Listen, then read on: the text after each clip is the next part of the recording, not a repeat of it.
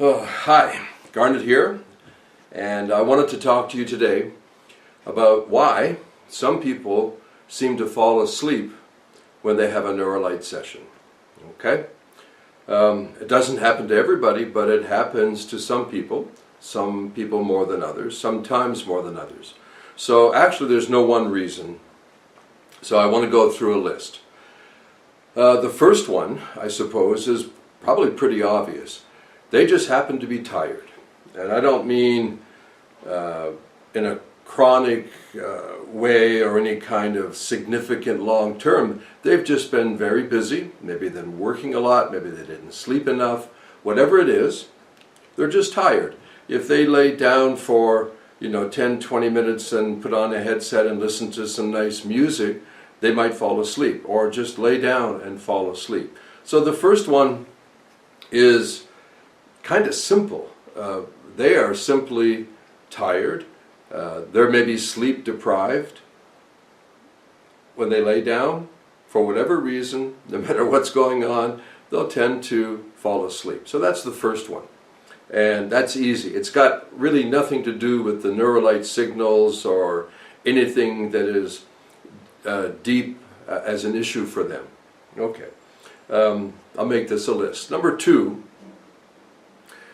they're tired, but it's a kind of a chronic tired. This is more what I would call a low level of neuroplastic capacity. That's a technical term that maybe you're already familiar with.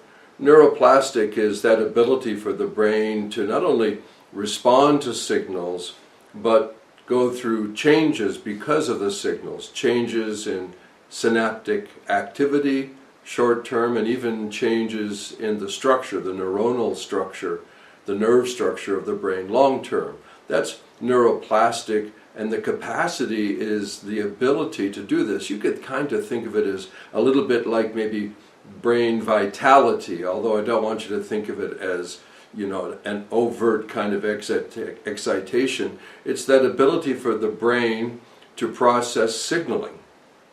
Its capacity, and neuroplastic capacity is to process signaling in relation to change. So they may be in a circumstance where they have a low level of neuroplastic capacity.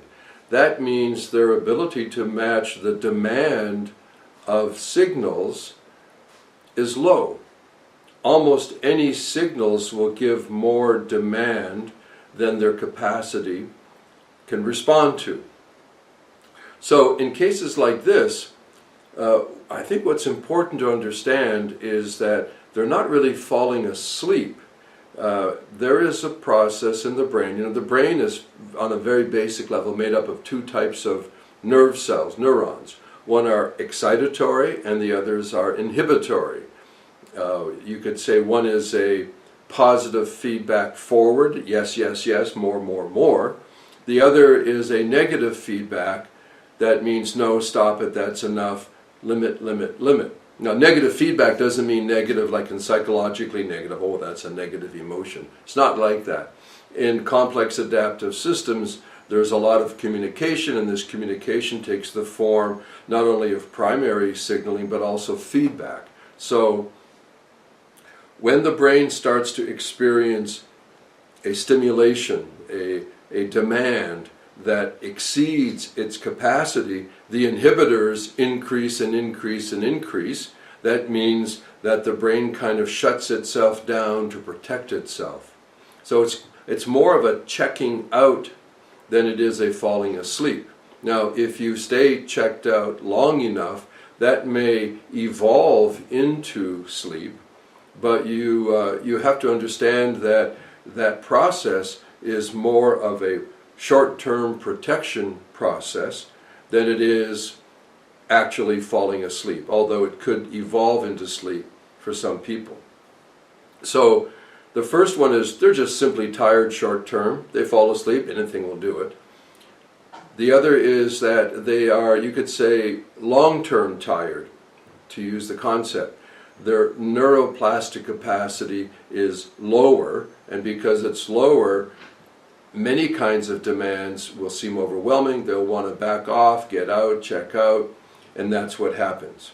Now, in a case like that, what you've really got to do is understand that they belong in the brain gym, brain food category, so that they can lift up their degree of neuroplastic capacity.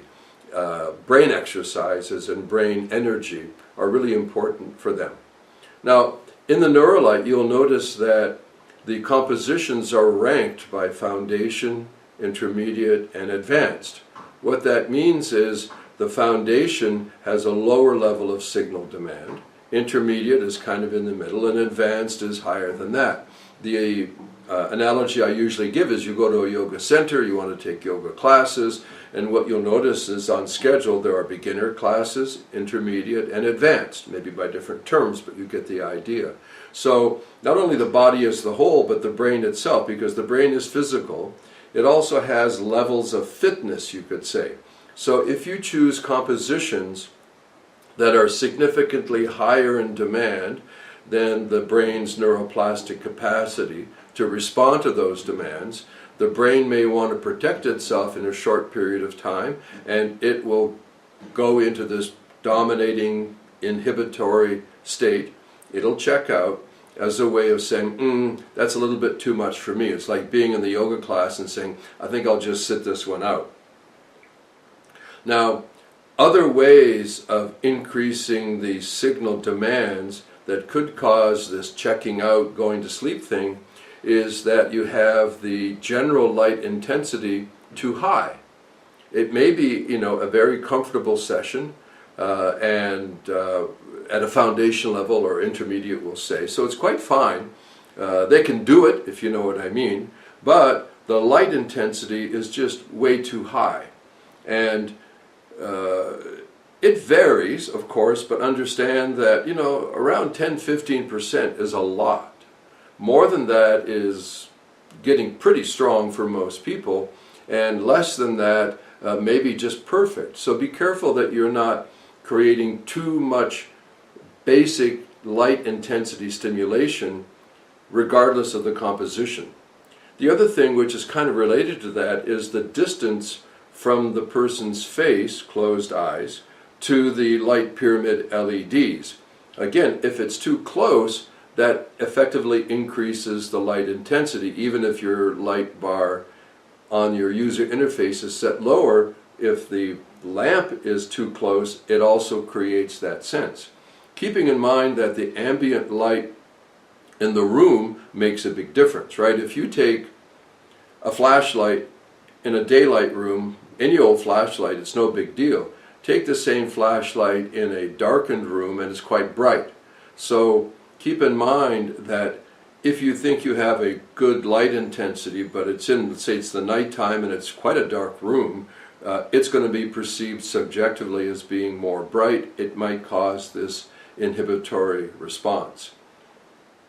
So these are a few of the basic reasons why a person may seemingly fall asleep. It's not really a sleep, it's an inhibitory protection that the brain uses. If they're in it long enough, they can also drift into a real or normative sleep. The issue, last of all, is it important to, quote-unquote, stay awake, or is falling asleep the same thing? For neuroplastic change of any source, whether it's movement, mental, or sensory, in the case of the Neurolite, it's sensory, a person needs to maintain attention. A kind of, not alerted in the sense of hyper intense like focus, but you have to be aware of the experience in order for the experience to take seed as potential neuroplastic change. So there's no special way to do it, it's just be there. And if you notice that a person drifts away, checks out, goes to sleep, then you have to review these things that I've mentioned. One of the ways of knowing that a person, say you're doing brain gym exercises to increase capacity, and you want to know, well, when can I move to the next one, or how do I know it's working? You'll know it because they're able to maintain a comfortable, relaxed attention during the experience. That's one of the subjective indicators and one of the most reliable ones. Now, they need to know that they should stay attentive, but even if that happens, meaning that they know it, they still may not be able to resist it. So this business of checking out or falling asleep is really quite critical if you really want neuroplastic change, whether short-term, help me right now, help right now, or slowly building neuroplastic capacity, kind of exercise to increase vitality or even maintain it as a brain tonic, let alone the certainly more committed long-term brain shaping. The idea is the person needs to be there. They need to be a be here now quality of relaxed attention. I hope that helps. Thanks very much. Bye-bye.